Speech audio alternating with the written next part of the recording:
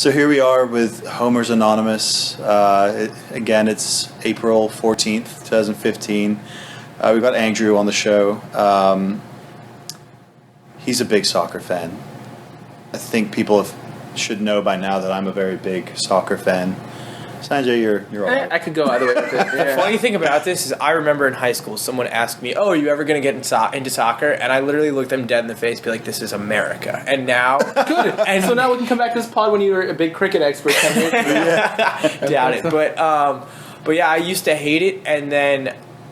I just it all clicked. It all somehow it just all kind of made sense. And so we were talking in the car on the way up. You're a Liverpool fan. I am a Liverpool fan. How did events lead you to become a Liverpool fan? Okay, so like I said, back in high school, I was very staunchly against soccer, and then I had two very close buddies in high school who were on the soccer team, Jack and Babbo. I used to hang out with them a fair amount, and Babbo's a Liverpool fan, isn't he? Yes. So this is how it's getting into this, because I knew senior year of high school that I was going to go to college, and I was like, all right, I'm going to shoot for this radio thing. And I knew soccer was rapidly expanding in the States, and I said to Babbo, I was like, all right, I'm not going to get into this unless I pick a team. So I was like, all right, man, you're probably my best friend that watches soccer regularly. Who do you watch? And I knew Chelsea was stirring the whole pot, and they were making a whole lot of new fans with everything. So I kind of didn't want to be a Chelsea fan. There's a guy at school who talked a lot of Arsenal trash on a regular basis, and just walking by just annoyed me. And I'm like, yeah, I don't want to be a part of that either. Yeah, he'll be on the show probably in a couple of weeks, actually. And he goes, I was like, I watch Liverpool. I'm like, okay, all right, cool, I'll watch Liverpool. That's hilarious. Javier single-handedly kept you from being an Arsenal fan. I mean... So Babbo tells me about Liverpool, and I go, I do my thing in high school. I was getting more into hockey, and I was reading just teams' Wikipedia history pages on Wikipedia. So I read the Liverpool one, and to read not fair. To read the thing about You'll Never Walk Alone, to read about, the Hillsborough disaster, which just happened, and then just happened. It was 1989. Not just happened, but we're just celebrating the anniversary of it. Right. To read about stuff like that and the way the club handled events like that, especially with, just the history of all that. So I started watching them on and off my freshman year of college. And I will say that definitely the big turning point was I was there for January. I was swimming for my university. And I was there while a majority of the school wasn't. So I went to class in the afternoon. I'd wake up. I'd play FIFA 10, still when Fernando Torres was on Liverpool. So I eventually had a front line of Fernando Torres and Suarez and Joe Cole and Gerrard behind them. And they never got injured, and we won everything. But then... This is a video game. Yeah, right. Yeah, better than Messi, Joe Cole. Of course. And Liverpool would go on to win the League Cup final against Cardiff City. Cardiff in PKs. And then the next year, I enjoyed watching them that year. Luis Suarez was enticing to watch. And then to have Being Liverpool air on TV was the event that kind of sealed it. And I fell in love with the way Brendan Rodgers managed that team. And then Luis Suarez just did everything. Coutinho came to that team. Sturridge came to that team. But to watch a player like Suarez and to watch the way they built that whole team up, not just around Suarez, but the possession and everything. I love the all-out style they played with the last 2 years. And now I catch every game if I can, and if I can't, I DVR it, and I pay attention to as much as I possibly can. And I will say FIFA helped a lot. My sophomore year, I played Ultimate Team for at least 2 hours a day. My grades suffered heavily, but it was totally worth it. And now I watched a majority of the World Cup. I just fell in love with the sport and the way, different styles of teams play, and I really enjoy. There's a bunch of teams I really enjoy watching, but Liverpool I don't know what it is. I love the atmosphere, a home game at Anfield, just hearing the player the chants the entire time, and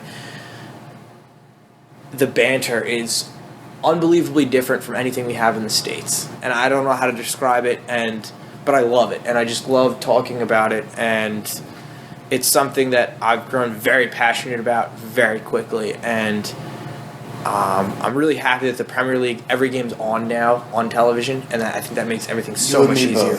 You and me both. No, I think that's great to hear. I really, really, really, really get pissed off by the, for lack of a better term, like the pure-blooded Elitism. the elitist kind of fans. Like, I mean, it's mostly Brits themselves who like grew up with the club and like grew up around like living within blocks of the stadium and everything, which isn't too common nowadays in England. But obviously, like people in our parents' generation, like baby boomers, are more. They grew up with that kind of mentality of you support their hometown club, your neighborhood club. In the case of London, but those people they regularly attack mostly on Reddit. they regularly attack Americans. Mostly the Chelsea fans who are Americans, but you see the United fans and Real everything fans. on Reddit devolves into either that or a Zlatan joke. So like yeah, pretty much. So but I mean, I've seen it happen. People have accused me of it because I do have an American accent. I am a Chelsea fan, and Chelsea have experienced such a giant surge of worldwide support over the last 10 years. That people hear my American accent and automatically think like, oh, you're just a bandwagon fan. Like, you're not a real Chelsea fan.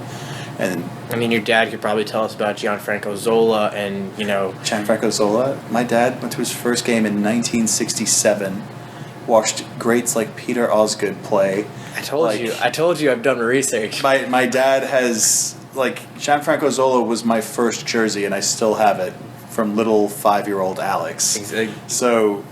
like, I grew up like with the club. My dad's motto as we were growing up was, "You have to support Chelsea, or I don't support you financially." Wow. It was brutal. Wow.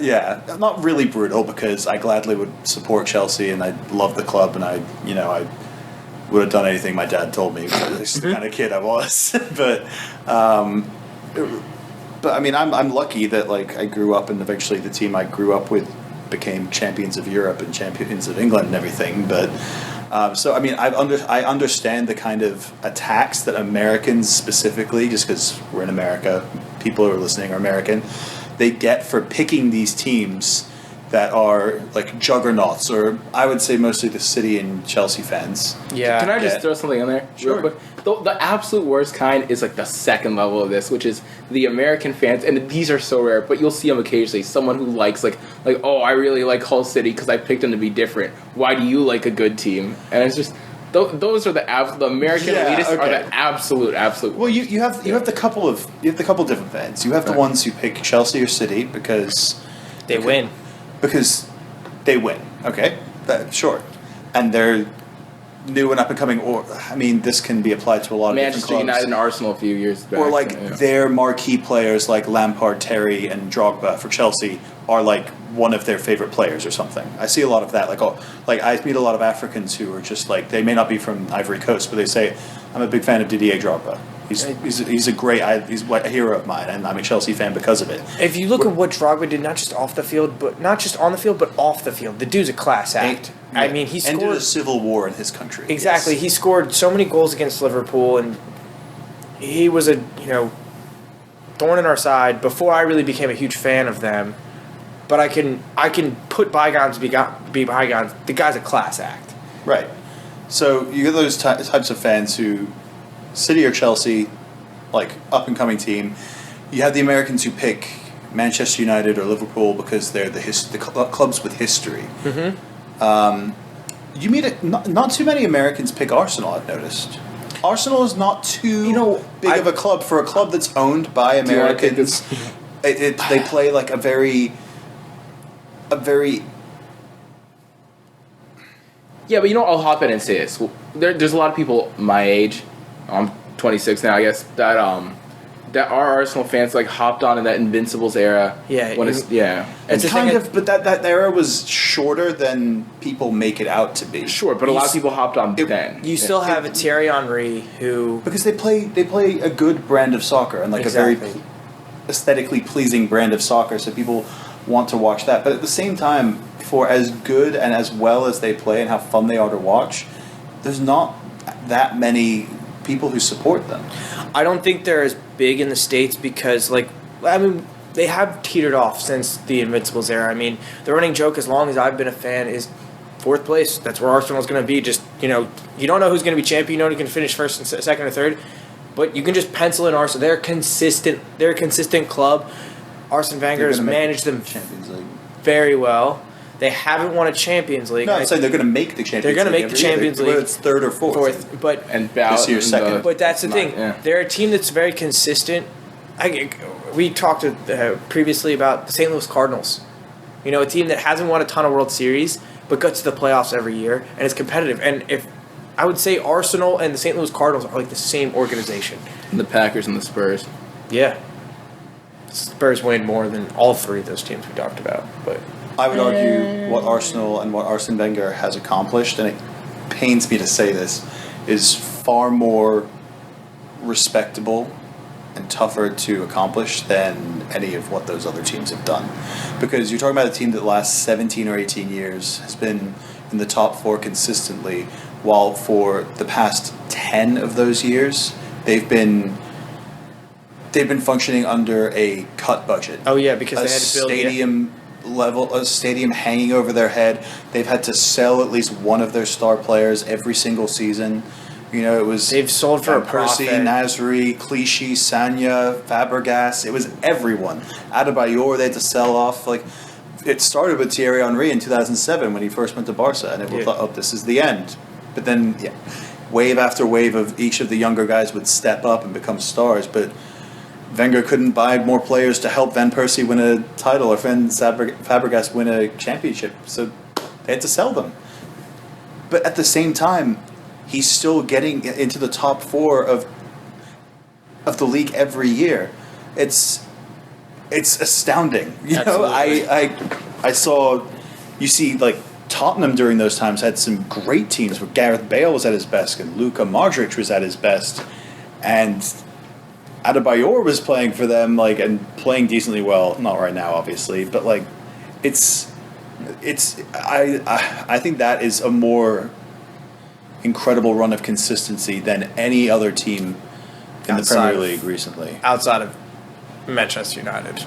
Well, Manchester United, they've had their peaks and valleys. Oh yeah, for sure. They've gone through between periods of great teams.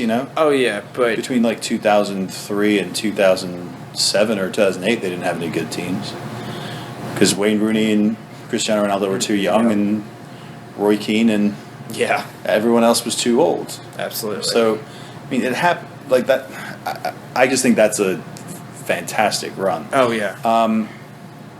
Liverpool now. We've touched on them maybe.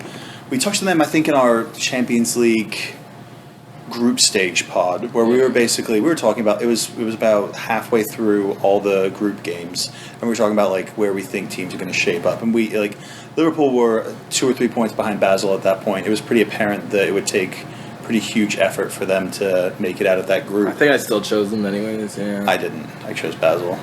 We picked every team right from that except for one or something. But what do you think of this Liverpool season? Disappointment, but I think you look at day one, you sell Luis Suarez, who, let's be real, one of the top 3 strikers in the world. Arguable statement. I don't even think that's an argument. Yeah, no, that's fair. Single-handedly. But at the same time, $80 million, and he was going to be out for half the season. Yeah, I would take that. Oh yeah. He's also an asshole. So I mean, so's Diego Costa. So's Diego Costa. He's a great guy. Fuck you. I want. At least he's not a racist like our captain. Exactly. Who sleeps with his teammate's wife? Ex-girlfriend, not wife. All right. Well, they weren't even dating at the time. I would say the racist thing was a bigger deal for John Terry than that. Sure, the racism. The most offensive thing is that someone would sleep with John Terry on purpose.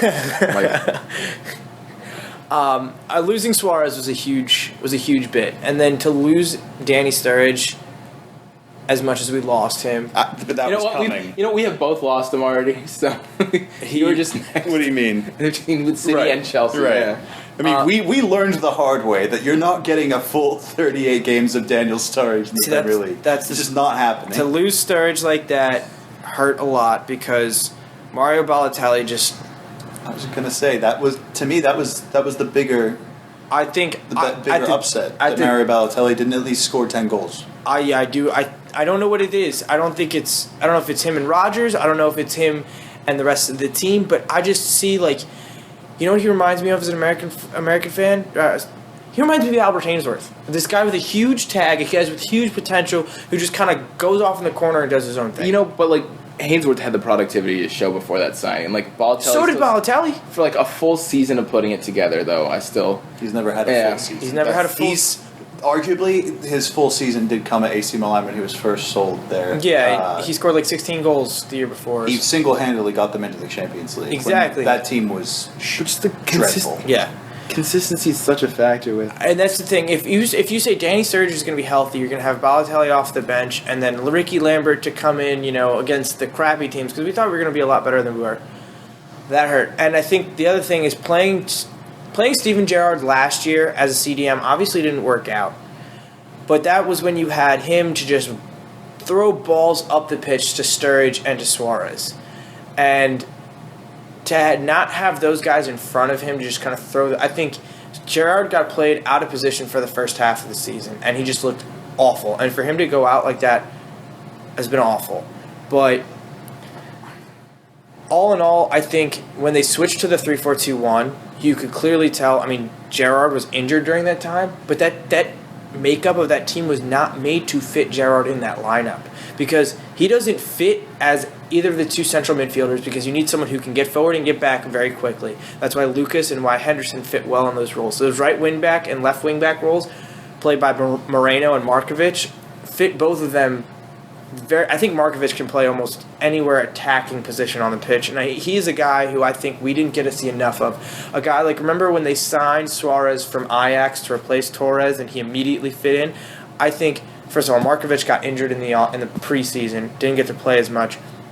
I think if any guy on this team has the biggest upsale, I think it's Markovic, and I think we didn't get to play him as a true right winger or as a second striker, both of which are his better positions. He didn't get to play either of those. They're playing him as like a striker, out and out forward a lot of times, but they just didn't have anyone because Balotelli was crap and Sturridge was injured, so they're like, all right, Markovic, go give it your best try. Exactly. I think he didn't get enough support, and it's his first year in England. He's only 20. I think Markovic has huge upside for next year. He's Croatian? He's Serbian? Serbian. I'm really big on him. But I think... He's had some good moments. Yeah, I think our two biggest things for this season is Raheem Sterling. He's not worth $100K a week yet. He may be one day, but he's not worth $100K a week.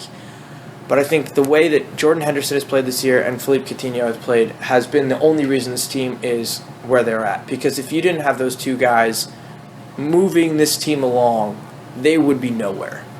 Coutinho, in that 13-game unbeaten stretch, was fantastic, scored some absolute crackers of goals, and Jordan Henderson has shown that he can lead this team after Gerrard leaves. And Coutinho just re-signed, he extended and got a raise. They're in the process of doing that with Jordan Henderson. There's talent in Ibe, there's other talent coming in up and down the system, up and down the farm system that could come in. I think the academy. We know academy. Sorry. It's the just farm system.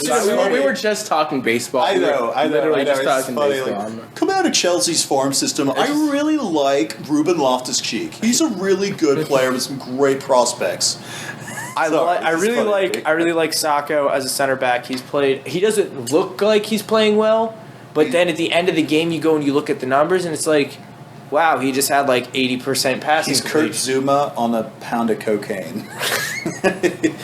he's coked up Kurt Zuma. I think that this team has a lot of potential, and for losing a total world-class player and have players who could become world-class, that are in the process of becoming world-class, you're going to see them suffer like that. I think they absolutely need to go out and sign a striker. The question is, what defined striker are you going to be Jackson able to Martinez, sign? I'm telling you now. Would they be willing to drop that much money, though? Because you have to drop a lot of money to get him. Who knows? If it's in the 30 to 40 range, I think they could do it. Of course, they could do it. They could do it. I don't think it's an overpriced. I'm not for a a 29-year-old. Yeah, that's the other thing. That's the market now. Like, we grew up with that as a world transfer record fee. Now he doesn't fit what FSG wants them to go out and buy. And that's generally guys who are 25 and younger with huge upside. They're willing to spend on young who are going to be good. The name that I haven't mentioned yet, who's coming back from Lille, is Divock Origi, who's only 19. And he has scored a fair amount. He was only 19 last year, right? Wasn't he? Yeah, he's only 19. So he's got to be 20. He's going to be 20. I think he'll turn 21 during next season. And he's a guy who can kind of play on the wing, but better in front as a striker, especially alongside another striker. The thing about Origi is that he hasn't really had a great year for Lille. He had a really decent year for Lille, and then Benteke got injured, and he went up to the World Cup and looked really good for Belgium. Right. And Liverpool had been scouting him prior to that. They showed him tapes of when he would have been 17 when they were apparently scouting him. So they're really big on him.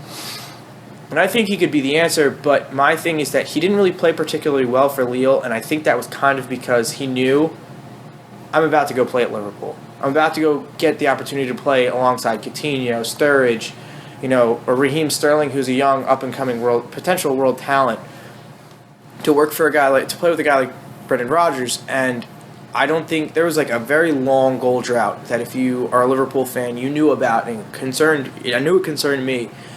But I think Balotelli needs to go. Barini needs to go. I think we need to bring in another striker besides just Origi. And honestly, I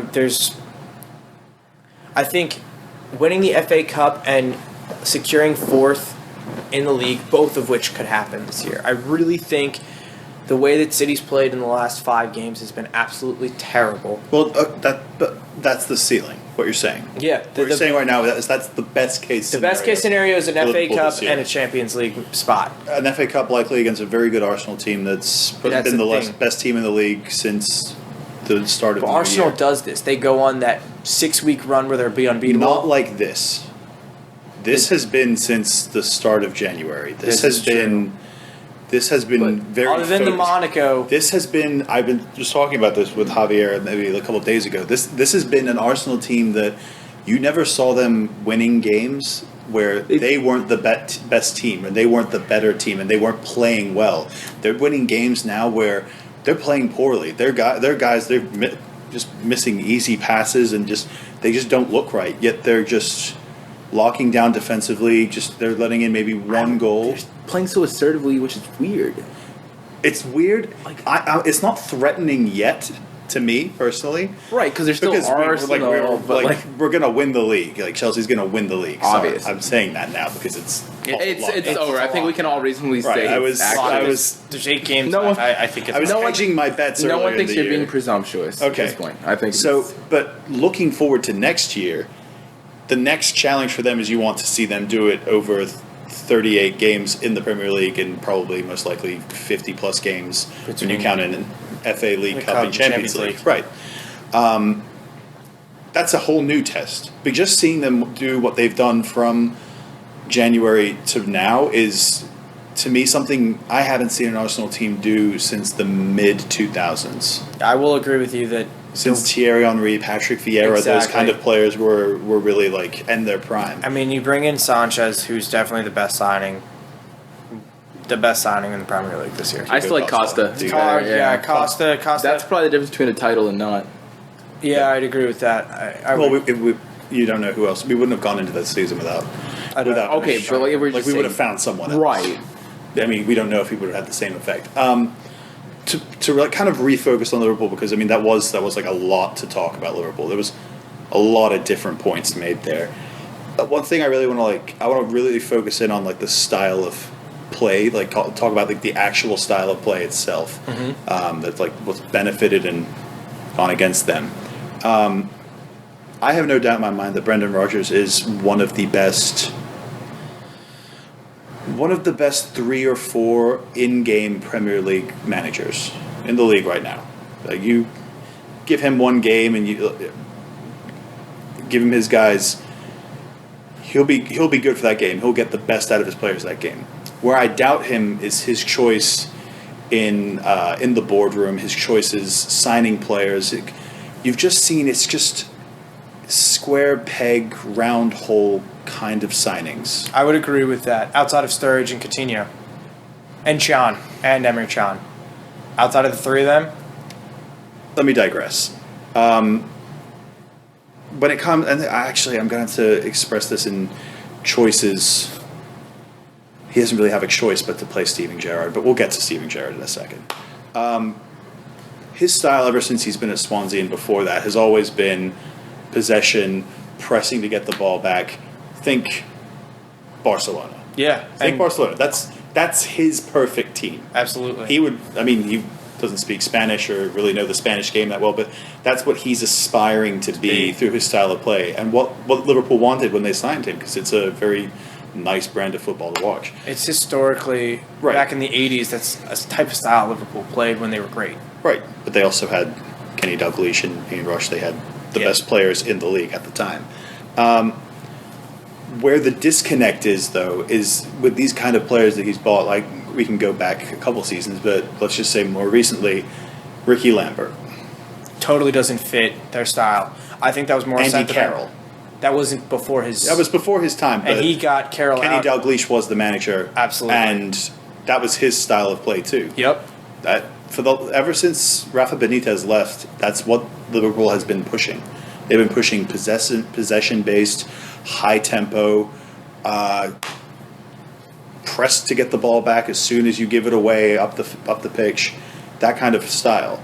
They've not been playing Route 1 football, get the ball back and hoof it up the field for Andy Carroll or Ricky Lambert.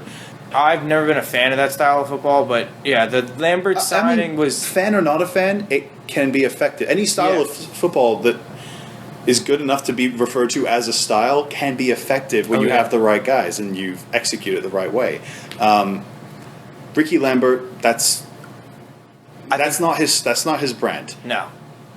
When you come to Daniel Sturridge, he's definitely good enough to be the striker in Brendan Rodgers' system, but the problem you run into is obviously the problems with consistency, the problems with injuries. Like, that's what's going to happen. So what do? They counteract that with, okay, we have Ricky Lambert, who's a consistent player, doesn't get injured very much, and he's actually pretty good in possession. So maybe Brendan Rodgers thought, like, okay, this can work because he does have a very soft touch. He's got a good sense of the field around him, so he's not just like a mindless big guy who's just going to get on the end of some crosses and he's not a Peter Crouch, he's not an Andy Carroll. Right.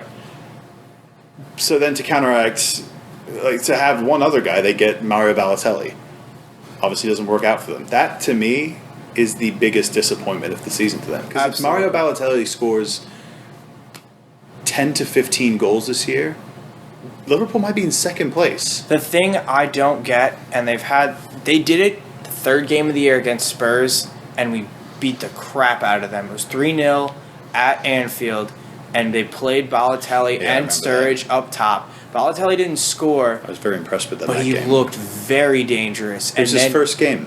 Right, and then Sturridge got injured, and somehow they never went back to that. The last time they went back to it was the 1-0 defeat against Besiktas in the Europa League. The reason why they didn't go back to that, Brendan Rodgers doesn't like a two-striker system. He was forced to play a two-striker system with Suarez and Sturridge because they both scored 20 goals. Exactly. They were the top two goal scorers in the league. Like, you couldn't get away with not playing them together. Exactly, and he almost played Sturridge on the... One of them would kind of play more centrally, and the other one would kind of wander. Wide, yeah. And the way that both Suarez and Sturridge play totally fit their system. They totally fit the two of them. Right. But with Suarez gone... Yeah, you have the opportunity. Brendan Rodgers is sitting there like, okay, I get to play my one striker. I don't need too many strikers because if Sturridge is injured, then I have between Balotelli and Ricky Lambert to pick from. Which, honestly, that's a reasonable expectation. Because you don't go into a season thinking, I'm going to be missing Daniel Sturridge for all but 5 games this year. Or 6 or 7 games this year. Yeah. So that threw a monkey wrench into it. We alluded to it earlier, but... playing Steven Gerrard as center defensive midfielder, I guess you could say. The single worst managing decision that's been repeated over and over again of this entire season. Oh yeah, it's not even close. Are we discounting Martin de Michel as being allowed to play soccer? Because that's just kind of assumed to be the worst decision. But I think with But like you have to play him. you have to just play have him. to. He's a club legend. He's going to go down as one of the 3 best players to put the jersey on ever. Fair. Yeah. But for the type of player, you need to play Coutinho, you need to play Henderson in midfield to win. And that leaves, if you're going to go 4-3-3, which is what Rodgers' style calls for, then 4-3-3 shifting into like a 4-2-3-1. right, Yeah. exactly. Because You you don't have he doesn't have well what Rodgers wants to play, what you just said, is very different from what their best lineup this season has been. Absolutely. It's been the 3-4-2-1. Yeah, it's a very weird and shifting lineup which people basically struggled to adjust to. Yep. Which I think is why it succeeded. And, Exactly. And it forced them to take out Gerrard. Yeah. Well, Gerrard was injured. He was injured, but then even when he came in and played in some games, he was awful when he came into the games, and Brendan Rodgers realized it. Yeah. I think a couple signings haven't worked out as well, and I think part of the Gerrard playing at defensive midfielder hurt our whole back line for the first half of the season. One of the reasons why Mignolet looked awful was that our back line... Well, he is awful. Right, which is why he has the second most clean sheets in the Premier League and has been one of the most informed goalkeepers in the second half of the season. That's fine. I just don't believe that you're winning anything with Simon Mignolet. He's not a Courtois, he's not a Casillas, he's not Buffon. He's undersized now. Maybe 5 or 6 years ago, he would have been like your standard goalkeeper, but he's undersized now. I'm not going to deny that we need another goalkeeper. Okay. That's all I'm not going to run away from that issue. Don't Brad like Jones is, Simon Mignolet being made out to be some world class goalkeeper. I'm not. I would never say. Pick 10 but goalkeepers. He's above average. He's definitely above average. Yeah, but you're playing for Liverpool. Sure, and I get your point as well, which is you want a world class keeper if you're going to try and threaten to be a Champions League team, not a guy who's like below average and the kind of guy that we're exposed to week in week out. But he's still an above average guy. I think that he's. I think. Part of the reason he struggled is that our back line struggled for the first half of the year, and at the beginning of the year I really liked the Alberto Moreno signing, and I'm still now looking back on it and definitely looking at some coverage of him. He kind of looks not. He has some Glenn Johnson-esque moments. Yes, he does. He does, and we're still playing Glenn Johnson, which going is forward and defending. So yes. I'll say he's good going forward. He has some moments of pure brilliance. Yeah. I've watched very little Liverpool this year, he's but he's extremely great, quick, fast, and very good going forward. But I mean, you not really very I would be tracking back, not so much. I saw him covering Willian one time, and Willian made him look just ridiculous, dumb. Exactly. If Willian's making you look bad, then you really need to reassess. I think whoever is coaching our back line probably should get fired, and it's because it's not a single coach. So you don't have defensive coordinators. Right. Because we have a couple guys assigned to that group.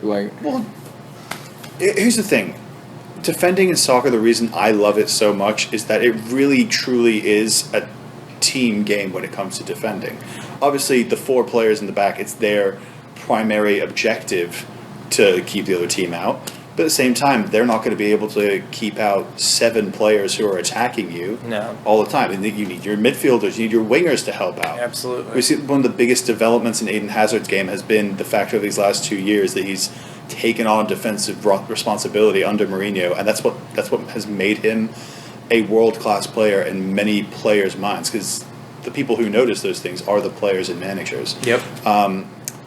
That kind of responsibility needs to be taken on not only by the back 4, it needs to be taken on by Coutinho, it needs to be taken on by Sterling. See, Sterling was doing that earlier in the year, and now he's... I don't know. He's becoming... You know what that is? He's very concerned with getting forward. Oh, yeah. And you can't... When you're young like that, he's still, 19? 20. He's 20. You can't... You're still that young. You're not...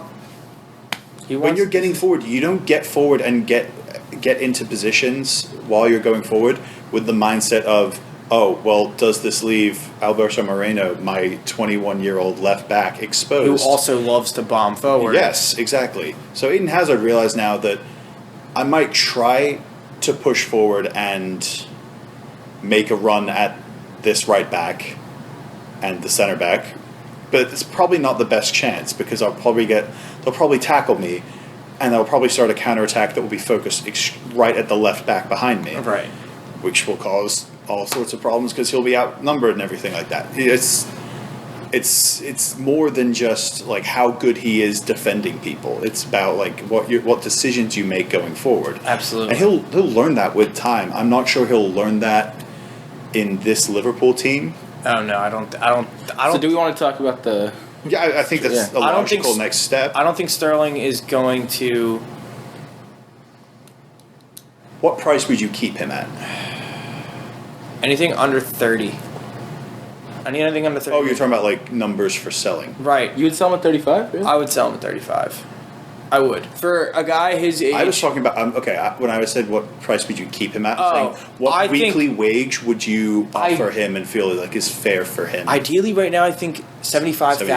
Okay. 75,000 a week is more than fair. But here's his argument, which is the same as a lot of NBA teams are coming up against now. England, obviously, the Premier League has just gotten this brand new TV deal. You're getting a bunch of TV money pumped into every club. Like the lowest, like the 20th place club is going to have more money in a year playing in the Premier League than they would have playing 10 years in the Championship. Exactly. So it's ridiculous the amount of money they're about to make. His argument is that not only is that TV money coming in that his club is going to reap the benefits of, he's also a young English player, which automatically inflates the price. Yep. He's a young attacking English player who's well recognized around the country and part of the next 10 years of the England national team and like their future experiences. Like, and honestly, 100K, it's a lot of money for a 20-year-old or 21-year-old. But if he's your best player and you're designated him, Coutinho and Sturridge as your best players, then you pay them. I don't want to turn this into an economics discussion because like that's not fun. We're here to talk soccer. Right. But at the end of the day, he's worth. I don't disagree with you. What you're saying is fair. You watch him far more than we do. But what's like fair may not be like what he's going to be making. Like he is worth, whether we like it or not, what the highest bidder is willing to pay him in a weekly package. And if that's Yeah, but that's... I don't see a team like Real Madrid offering him 100 million. 100,000. I see him a team like Manchester City or a team like an Arsenal or a team. Right, he's I couldn't not see leaving Chelsea. England. I don't. Yeah, that's the thing. He's his not value going to Chelsea because we have. He's not. He doesn't fit. Yeah, exactly. And I mean, he can play on the right or the left or even centrally. But you have Cuadrado. You have guys who are better and more developed at his position. But Raheem Sterling, he plays the exact same position that Aiden has, so he may be able to play on the right. But his best position is playing as an inverted left winger, where he cuts it onto his right and he assists to his attacking midfielder. And well, I think like with City, it's easy for me to say, like I like City. I'd love to see Raheem Sterling there. I think at the end of the day, let me just first start by saying I think he'll stay.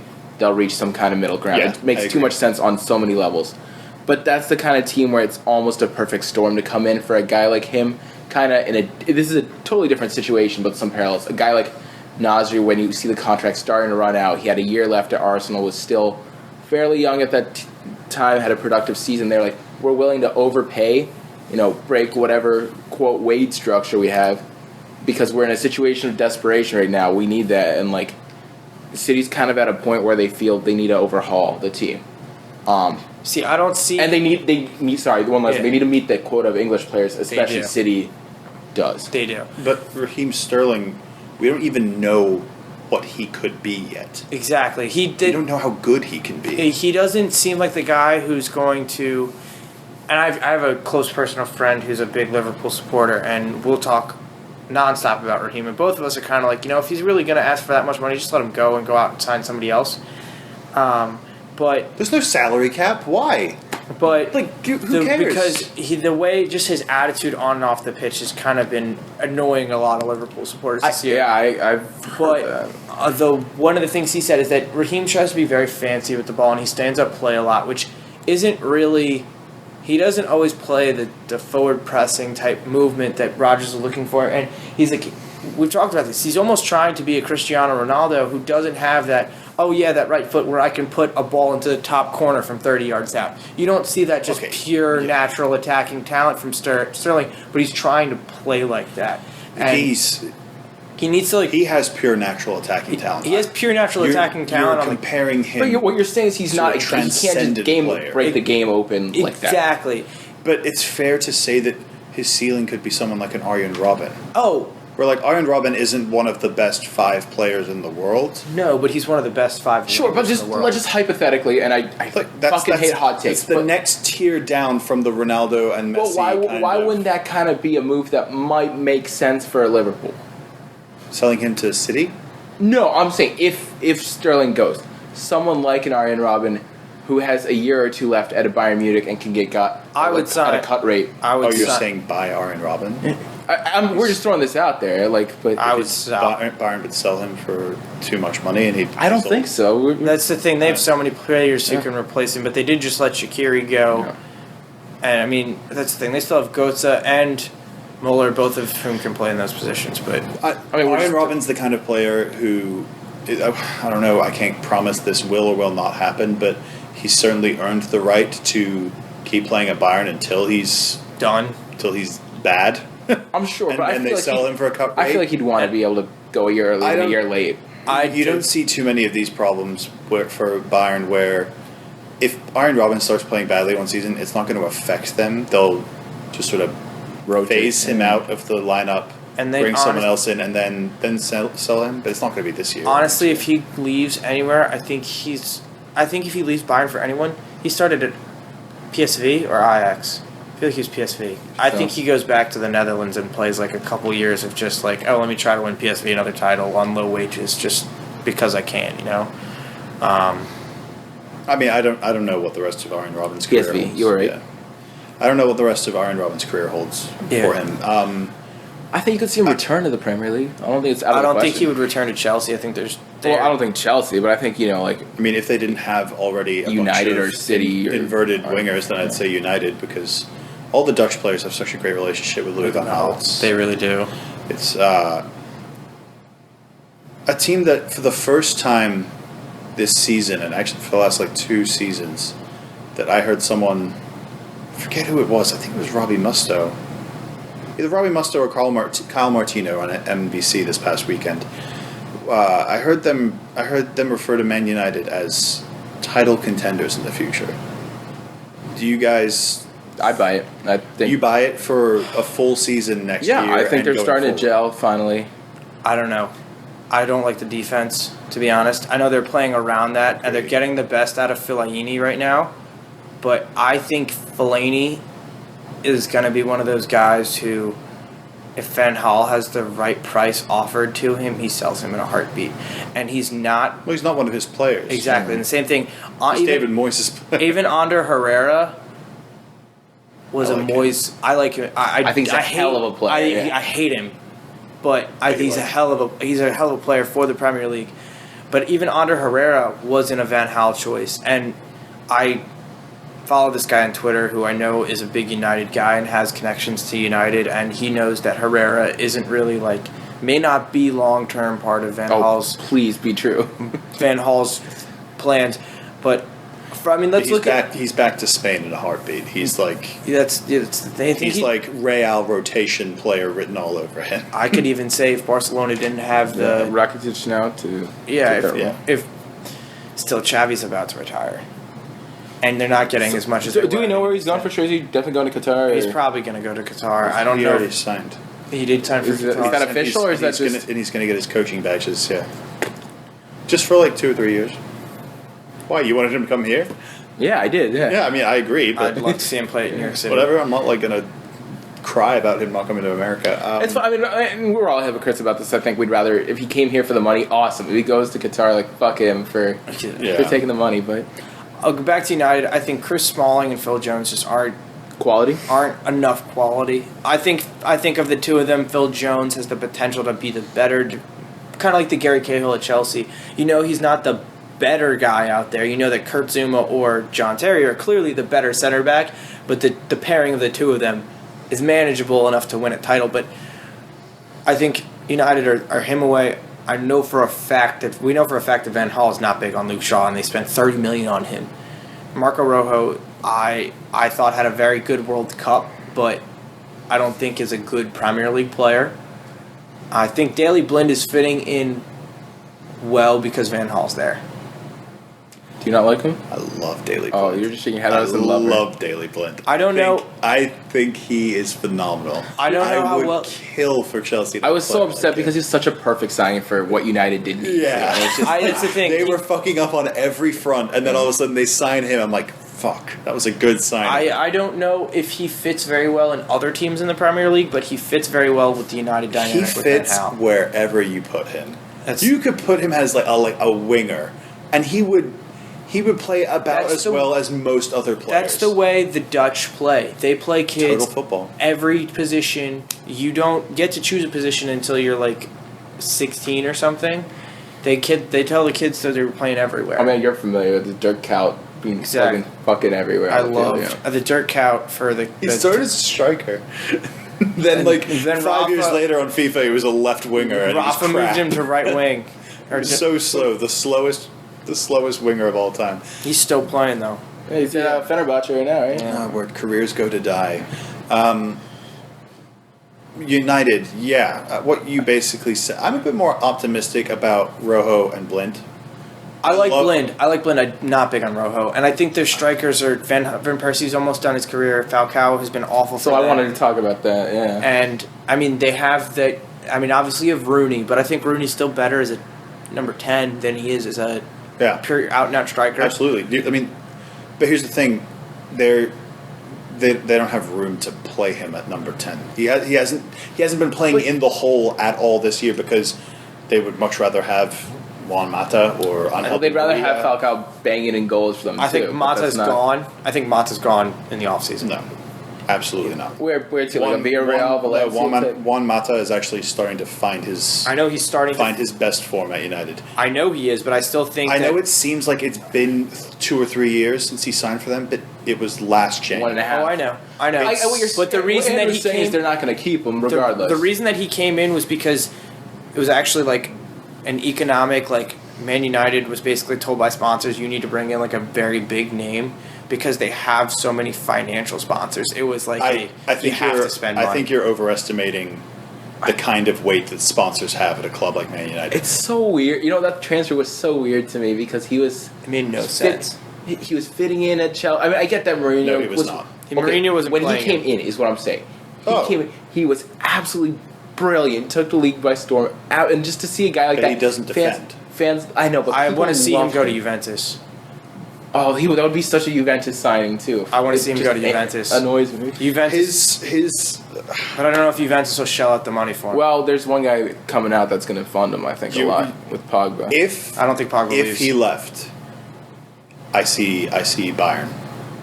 Bayern makes the most sense for Pogba. No, Mata. For Mata. Pogba's coming to Chelsea. Just give up, all of you. No. Yeah, okay. Paul Pogba and Nemanja Matic playing together. That's absolutely not happening. I will be playing centre back for Chelsea because I won't need to make any plays because I'll have Pogba and Matic in front of me. It'll be so much fun. I'll win trophies. I don't think Pogba's going back to the Premier League. I think he's headed for But guys, he plays as Chelsea in Football Manager. And he buys himself in Chelsea. That was a ridiculous article going around like a year ago. Okay, back to Man United. Because Man United are like... There's so much... Well, we were talking about Paul Pogba. I hate that they're always relevant, but they are always relevant, and especially more recently after they just destroyed City this weekend. How much do you enjoy working that one in? What? How much do you enjoy working that one in? I didn't even work that one in just to mess with you. I was literally just saying that they looked. I mean, that was their most impressive. Yeah, actually, no. Liverpool was their most impressive. That scoreline sucked. I wasn't trying to work that in either. That was their most impressive. They played. That's the thing. They played the way we've been trying to play all year in that game, and that's the thing that pissed me off. It's like, this is at Anfield. This is the game we need to get into fourth place, and you're literally letting our biggest fucking rivals play our style of football in our fucking stadium.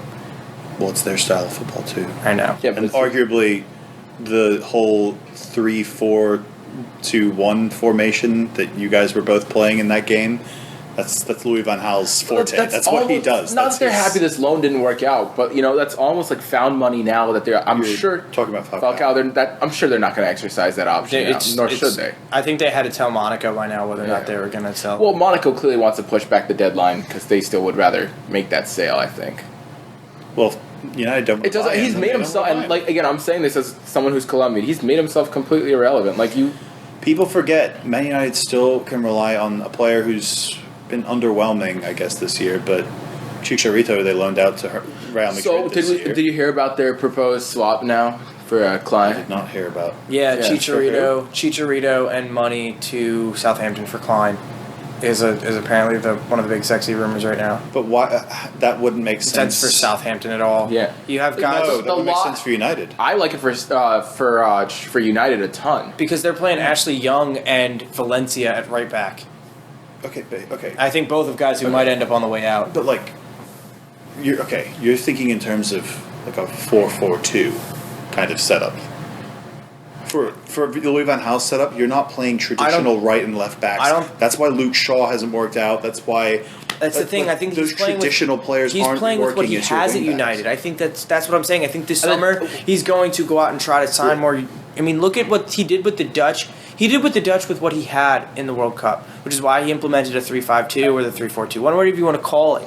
No, he's always played that style. No, he has not at Okay, but Barcelona. Not just at Barcelona, because I mean that Bayern. was a sense of But- Barcelona had this style from That's what set I'm- up by Cruyff in the late '80s and early Okay, '90s. but That's what I'm saying. He can You do can't that at United. defer He from has the that. money to do that. This though. is somewhat irrelevant, but it's funny that they did sign Moyes. Like, who knows if they find a guy like last year who's just a little better? Do they end up with Van Gaal now? Like, they have the right manager for him. It took time for it to click, but They're gonna. That's the thing. This whole thing with Van Gaal is gonna last another season and a half, and then you know who the job's going to. Everyone knows who the job's going to. It's going Pep. No, it's going to Giggs. Why do you think they kept him on as assistant manager? That wasn't a Louis Van Gaal decision. That was a boardroom decision. As this job is getting But who knows if they win the title next year, which I still think it's Van way Gaal's too early. old. But Chelsea's. I don't think Van Gaal would have stepped down as the Dutch coach if.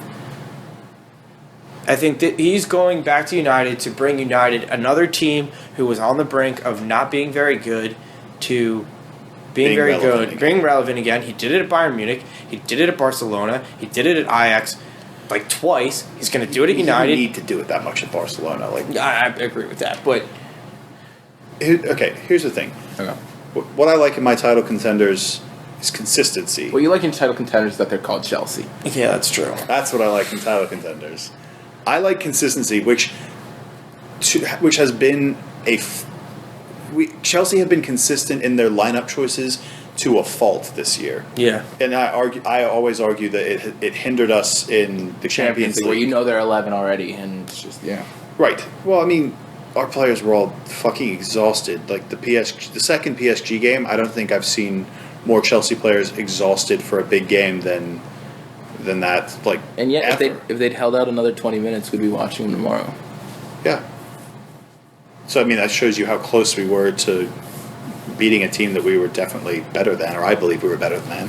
I think the fact that they beat you without Ibrahimovic is very Amusing. I can go into a completely different pod. I'm actually pretty sure We actually did. So we went over that in another pod. We have another pod which hopefully will come out before this, but chronologically was definitely Right. shot way Yeah, before. you can hear that whole side later. I pretty much just tore Chelsea a new asshole in the Champions League. But okay, so Mourinho... Kind of like PSG did. Right. So... all right, you can have that. or David Luiz. No, it was Thiago Silva. I mean, David He Luiz. scored the one that sent David it to Luiz, extra time. Yeah, he did, but Thiago Silva scored the heartbreaker. So beautiful. It was well placed. What was I going to say? So we've been playing a consistent 11 to a fault. Like maybe we have Felipe Luis come in for one of our left or right backs. Maybe we have Willian. Maybe we have Cuadrado play instead of Willian. You know, it's Sometimes we play Fabregas instead of Oscar in the 10. not too often. We haven't really pushed Fabregas up to the 10 too much. We've usually, when we take Oscar out, we usually play a 4-3-3 with a midfield three of Fabregas, Matic, and either Ramirez or Mikel or someone like that. So it's pretty much been consistent. Those players, most of them are exhausted now. Some of them have been getting injured too much, like Diego Costa is being injured, and he's going to miss the next 3 or 4 weeks. United have the opposite problem, where I can't tell you. I can tell you who's starting. De Gea is starting, Blint is starting, Rooney is starting, and that's it. And Who else is starting 38 games of the season? I think the other thing In one or maybe 2 positions, and staying in those positions and knowing their role and really, really achieving their role in. I'm going to bring up something of comparing United to Liverpool of last year.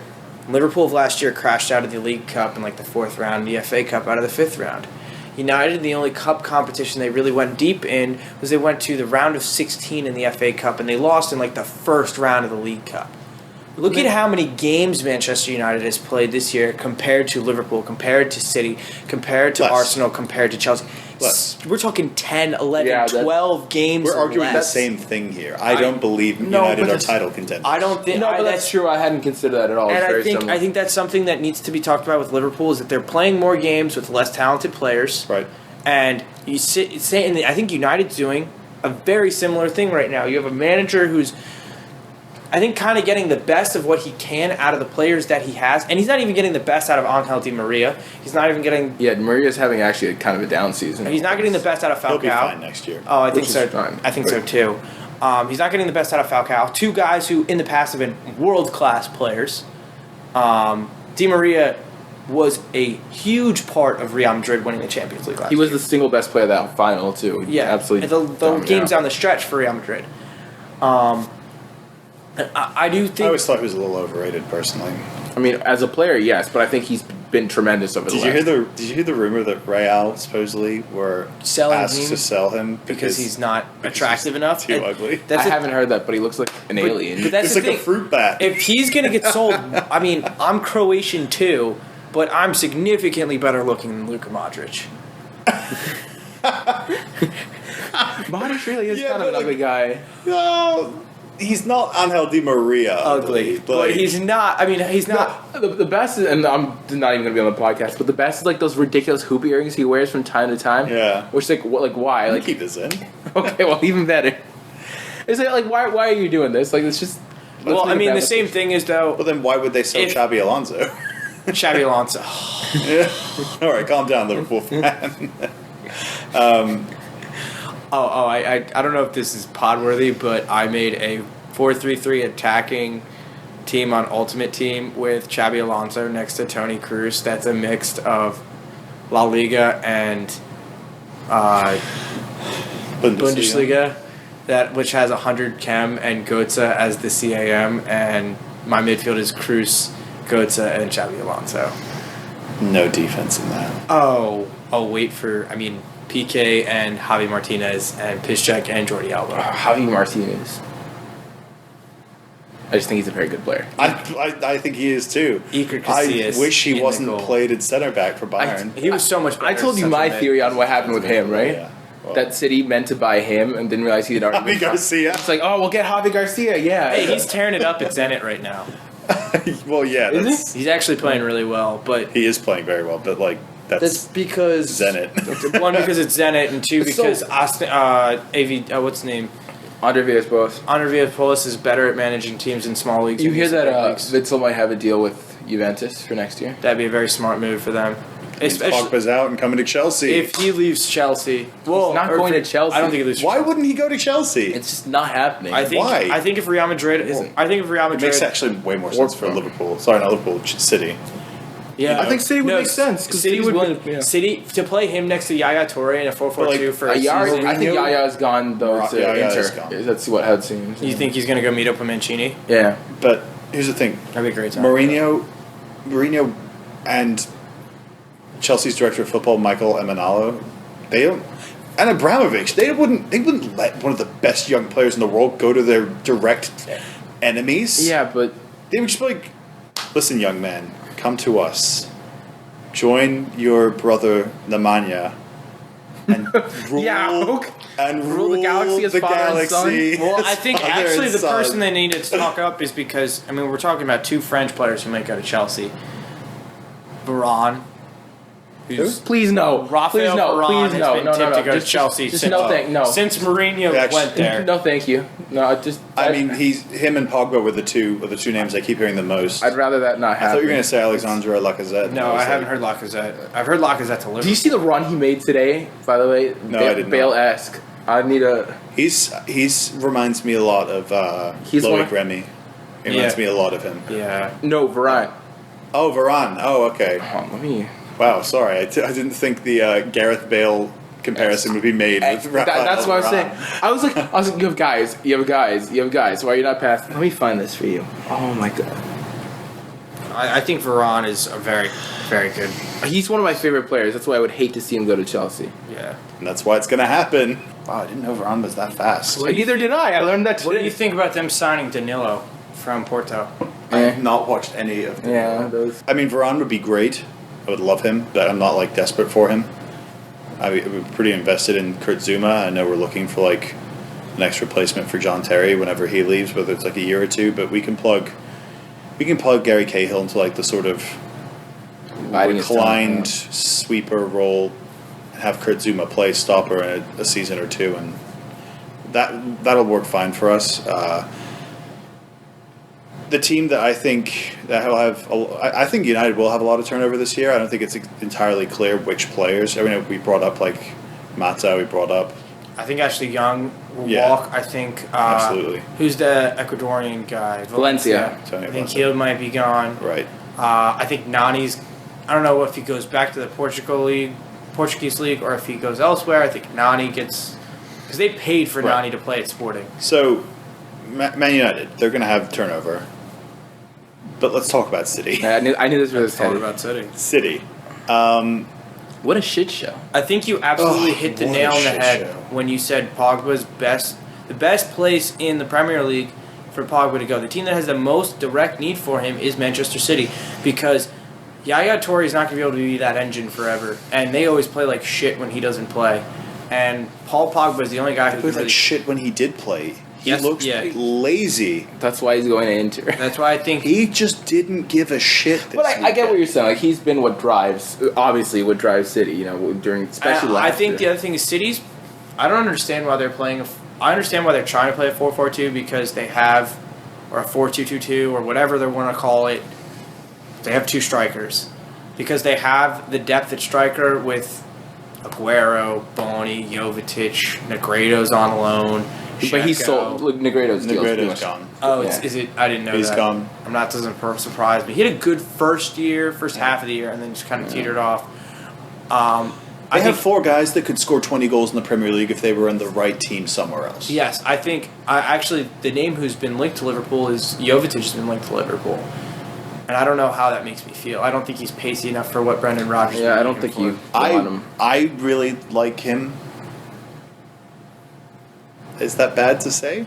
No, it's not bad to say. It's just like, do you like him for what he is or what he's done? Because those are two slightly. Not what he's done, no. Okay, thank you. Yeah, Definitely not. I No, think he has. I absolutely think he's a not. player with a lot of upside. He has not earned my respect. He just has it for some reason. He's a guy who piques your interest. Yes, he peaks. Well, and he has a He slightly tickles different, my fancy. a slightly Yes. different dimension than what a lot of teams have, Right. as well. He's he's an interesting player to me. He's the kind of player that if Liverpool had bought him instead of Mario Balotelli, you guys would be like it's third or second right now. So Yeah, I agree. With I I think he fit. I think he would fit. I don't know if he's a direct mesh for our style of play, but I think he's a lot better than He's Balotelli. definitely a mesh for your style of play. Very good on the ball. dynamic. Good dynamic passer. Just hell of a shot on him and can place balls with finesse as well. He's I've good. heard the rumor more than once, and I've heard that City are willing to get him off the books. Yeah, I mean, yeah, we even took him off our. Granted, we had quotas, but we even took him off our Champions League lineup when we got Wilfred.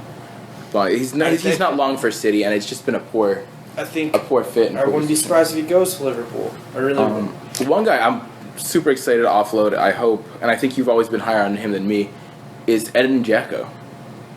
I love Edin Dzeko. Edin Dzeko does nothing He's a wrong. great gets Chelsea the player who never played for Chelsea. Edin Dzeko is the guy gets the short end of the stick. He scores goals, comes off the bench. He does whatever they ask him to do. Honestly, if he leaves, I wouldn't be surprised if he goes back to Wolfsburg. And Wolfsburg,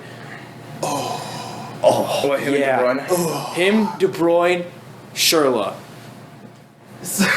Bash doshed. Commence stain in my pants. So, say for those who aren't listening, look, I will say this. Okay, so it's a lot easier to appreciate Edin Dzeko from afar.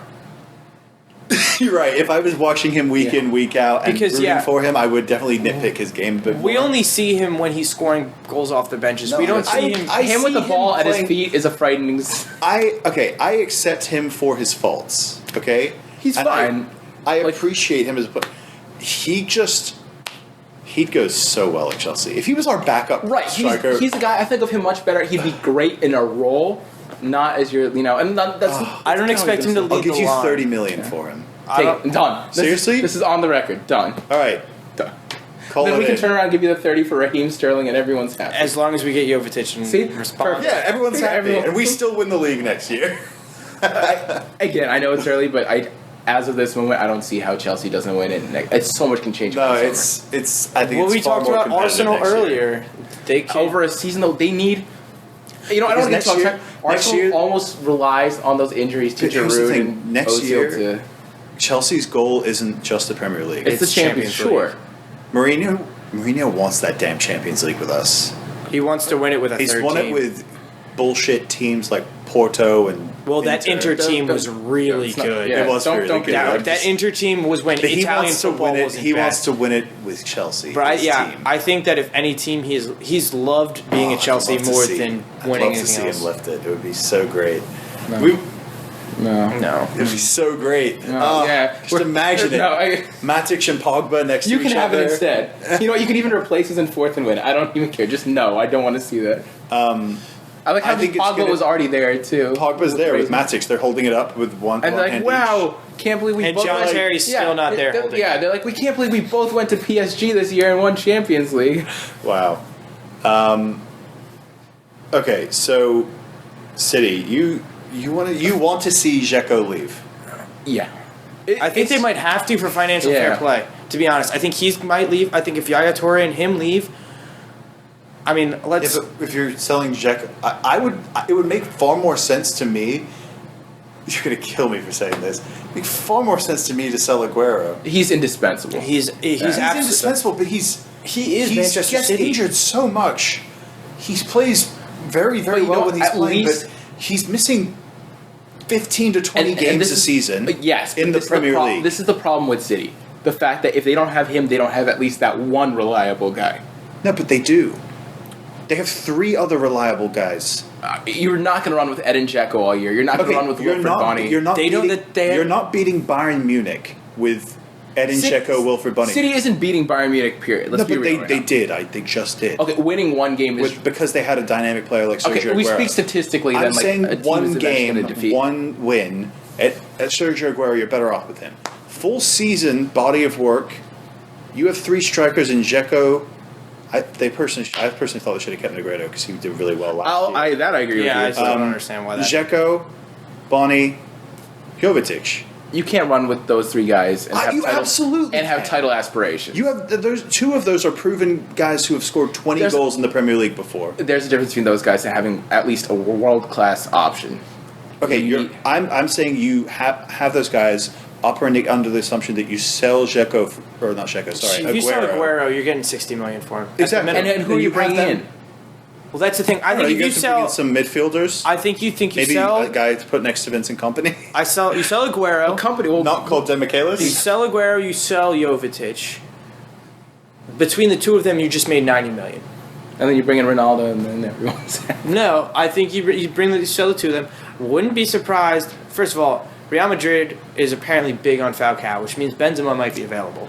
That would be you guys. We talked about so know he's already one of my favorite players. I would think love Benzema that. fits in City's mold Yeah. so well, and I think he's just a guy who doesn't. You either buy Benzema or you buy an Alexandre Lacazette. He's another guy. Guys, we're not allowed to talk optimistically about any team other than Chelsea here, okay? Let's so calm. let's stop this. Or even a Jackson Martinez. But I don't think You're like making my day here. Yeah, Come back anytime. Yeah. I think that's the thing. I think City are definitely going to sell strikers, buy strikers. I think they're going to sell midfielders and buy midfielders. I think Milner's gone. Oh, we'll know they're selling by strikers. Milner's gone. I think he's going to Liverpool too. You could I see, think that would work well for us. And then I think you could see got sold Nasri to and Liverpool. Navas both potentially gone as well. I don't. Yeah, I That's don't. one of my guys right there. I think Navas going to get a chance in the EPL. What? Well, that's the thing. He was quiet. Last year was fine. But he hasn't yeah. played. We haven't seen him much on the field this year. Yeah. It's unfortunate. I mean, look. I also don't understand why they don't just drop down to a 4-2-3-1 and run with Silva in the hole. Because you're talking about things that make sense to Manuel Pellegrini, so That's not what Manuel Pellegrini does. that's not sense. And Also, you're operating under the assumption that Yaya Toure is playing. Yeah, the pivot, this is also- which Yaya Toure has decided he doesn't play defensive midfield. he decided he doesn't care. And you know what? We want to talk about. But ever since he moved from Barca, he doesn't play defensive midfielder anymore. He doesn't want to play. It at least worked when he was going forward so effectively, just win a tackle, move up, and like especially I think it was the Newcastle game last year where we were down and he just tore it. He just came in and tore it up. That was a pivotal game. That was the one that also. made sure that we could come back and do it. And that's the thing. He's as good as gone. And one thing people are starting to talk about now: companies had a shit season, not just a bad run, a bad season. I would say arguably since Liverpool beat them 3-2 last year. I'm going to go back further. Since 2012. He hasn't been good since 2012. I wouldn't say he hasn't been good. I see your point that he's at his best then. He and hasn't been that good since 2012. He hasn't been his 86 rating on FIFA. Yeah. I keep joking. I'm waiting for the Vincent Company out of form card. That's just like a shit card where he's 64. I think if you had to rate him on FIFA, he'd be like an 80. yeah, I'd say I'd go that's about where it's at. 76. But it's again, I'm more exposed to his flaws. I think you guys selling Nastasic to Schalke I hated that move. was a dumb move. Yeah, I hate it. Smart as hell by Schalke. And that was a guy who, even at 19, was starting for Fiorentina, like putting killer performances when we bought him. That was foolish to move on him that from him so quickly. quick. And It's a lack of patience, definitely. well, But and that's the City. problem. That City as a whole. That's the difference. That's how you go from a team that is can buy their way to a title. Which, let's be honest, that's what City did. Like, no shame. It's a shame that you guys ruined the game. Easy Abramovich. to a team that can sustain that success. Like, you do it by also investing in your future. It's simple. Like, I mean, City apparently And have right, been doing honestly. that. They've been they totally rebuilt the rebuilding training ground, the training, everything. They're going to bring in guys, but for right now, they're still just throwing money at holes. And like one of my two least favorite purchases, I know you had a lot less problem with them than I did. Well, Wilfred Bonny up top for $40 million, which is crazy. I had one. a huge problem with that. For that price, he wasn't worth it. Crazy money, and Mangala, who was bought for so much that more was than needed to too happen. much also. What did they drop on him? 35. Some 35 to 40. If you're spending 35 to 40 million on a defender, like, They better be God. Yeah. They we better were- be. Who's the West Ham captain from the England World Cup? Who's like arguably the greatest defender of all time? When England won the World Cup in '66. probably more. Yeah, it better be Bobby Moore. It's That's probably the thing, the only. like- I mean, his tackle on. Or no, was it his tackle on Maradona? I'm so happy you know who Bobby Moore is. I told you. I'm very impressed. I was like, the West Ham defender? Like, who's he talking about? What West Ham defender in the last 10 years has been that good? City made the mistake where they paid what the guy will be worth at his peak instead of what he's worth now. Like, they still have I to don't know put if him Mangala will ever be worth 40 Oh, million. even worse, exactly. Hey, And the thing- he's pretty athletic. But so what? Like, That's why he's every player of FIFA's pays for on. He's also FIFA very Ultimate Team. young. Well, they could have bought. Look, They could have bought Varane. They could have bought for that Varane. price. That's where I was going. They could have bought Zuma for Saint Etienne when they had the chance. Varane just wasn't for sale. They could have bought for 40 million. We had For already 40 bought million. Zuma. I'm saying we bought Zuma last January. I understand. they did. I'm saying in terms of like when they had that money and were looking for guys and throwing money around. Right. They could have. They had a chance to buy. I think Zuma they at that also time. missed out on Benicia from Rome. They missed out Mehdi They were- Benatia. they were trying to and get they, him. They could have signed, Eder Balanta, a guy who Liverpool has been linked with. Who? Plays for River Plate. Eder Okay. Balanta, he's Colombian. All right, I'll have to look into Liverpool's looking to buy him. Colombian. Yeah, otherwise I wouldn't have mentioned. There's a ton of great defensive players they could have bought. No. You know what? I would have rather That's where I disagree with you. There's think not a ton of. I would have rather spent that I think money it's- on David Luiz than like Amangala. But we wouldn't sell him to. I think that's the problem with the game right now. That's why we had the same conversation with United not 10 minutes ago. Is that defensively right now, you don't have center backs in the game that are world class. You just don't. You don't have that at left. You don't have that at wing back either. That's why Liverpool just spent $18 million on Alberto Moreno, who's better as a true wingback in a 3-5-2 or a 5-3-2, whatever you want to call it. A guy who doesn't have to be totally responsible for getting back to cover that left wing as much. That's where I think the managers that get in front of this current 3-5-2, 5-3-2 switch, I think the game's going in that direction right now because you don't have world-class right backs like Philipp Lahm coming in anymore.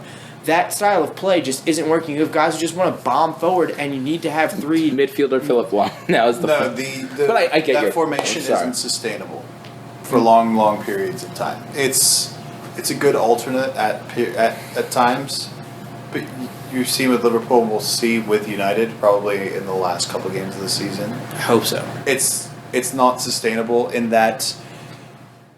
Once you know a team is committed to that style of play, and just go wide on them. Can see their tendencies exactly. You go wide, you get behind the left wing back and the right wing back. You cut in behind the center backs who aren't as athletic, and you put it in the back of the net.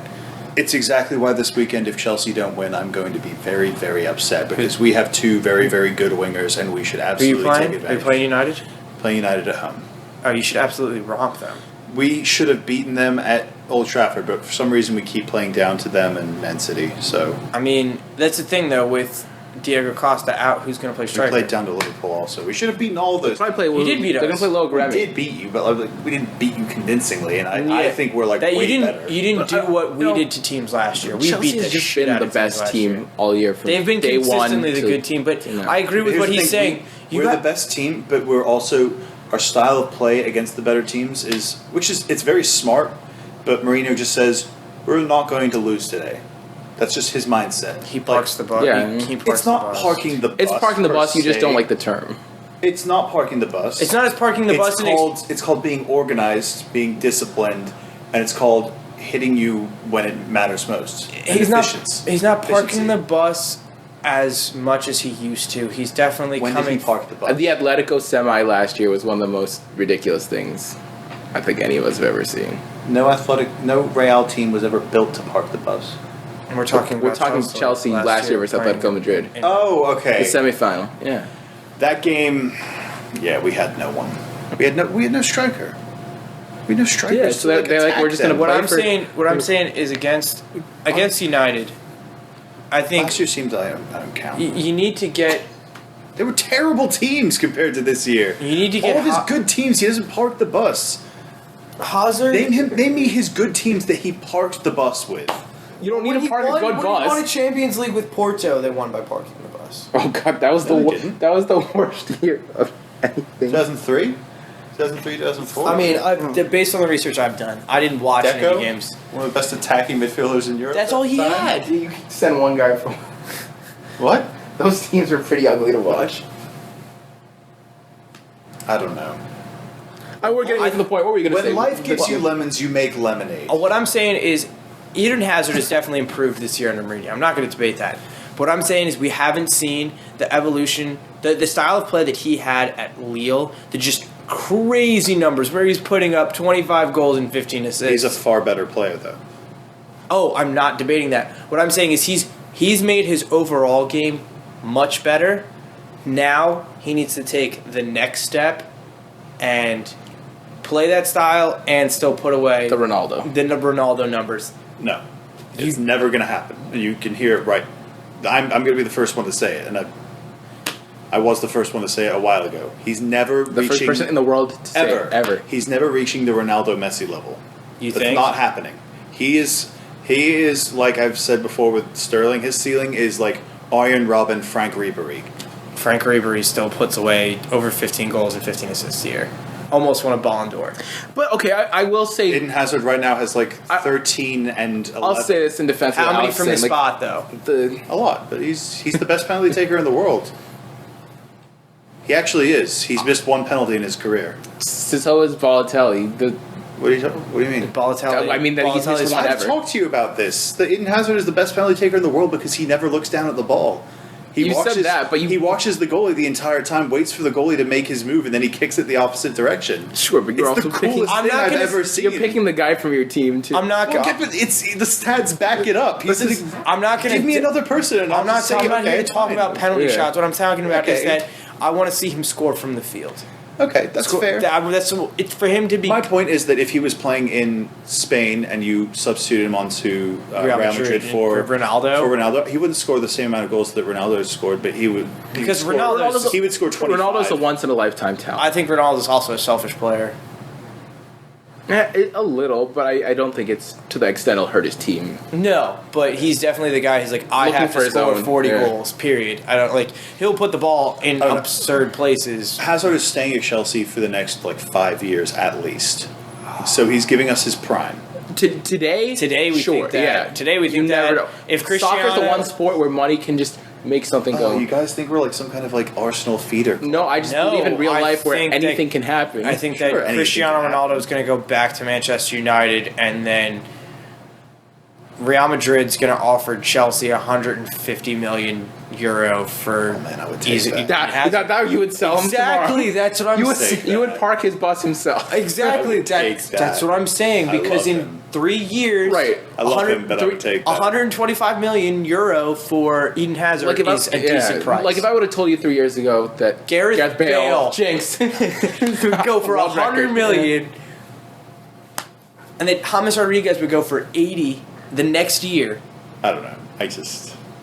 I don't. Gareth Bale, man, like Gareth losing 19 games in a row. Bale. Gareth The left Bale, back, who was Gareth the left Bale, back for yeah. Southampton, who then moved to Spurs for $5 million, You never- played left I like- wing because they didn't have anyone else. Okay, he did start out as a left 5 back, years is a bold statement. but If I would have told you last year Frank Lampard will be playing for Manchester City, well, I mean, if it was around the time where he was signed for New York City FC, I then believe would for you. be like, yeah, it that was less than a year. was about a year ago. You get my point. I would have told you 2 years ago that Frank Lampard would, Yeah, I be would have playing- said no. would score the game-tying goal against Chelsea. Chelsea that ended up not meaning anything. Yeah, that's the funny thing. After all they fought to keep Lampard on for the rest of the year, Yeah.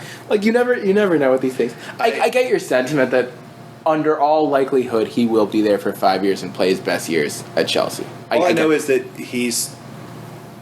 You guys are just gonna say it doesn't matter, but he's. I come think out he's and I think he's a world-class He's player. come out and said that he wants to be considered one of the Chelsea greats, like Lampard and John Terry and Didier Drogba.